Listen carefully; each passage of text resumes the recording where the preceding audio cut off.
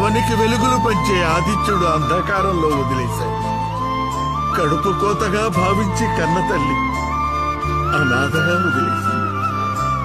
విద్య నేర్పిన గురువు పరమ కిరాతకంగా శాపగ్రస్తుణ్ణి చేశాడు. దాతృత్వాన్ని ఆసరాగా తీసుకుని దేవేంద్రుడు శక్తిని హరించాడు. పౌరునికి ప్రతీకగా పరిడవిల్లే భూమాత సైతం ఆగ్రహించింది. ఇందరి వల్ల శక్తిహీనుడనై నీకిచ్చిన వాగ్దానాన్ని నిలబెట్టుకోలేకపోయాను మిత్రమా.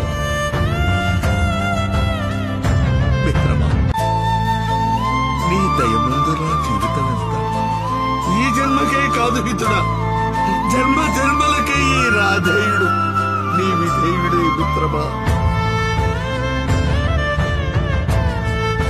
శ్వాస ఆసన్నమవుతుంది మిత్రమా. నీ ఒడిలో తలవాల్చడం పూర్వజన్మలో నేను చేసుకున్న వీడ్కో మిత్రమా, వీడ్కో. జయ హో అఖండ సామ్రాజ్యాధిపతి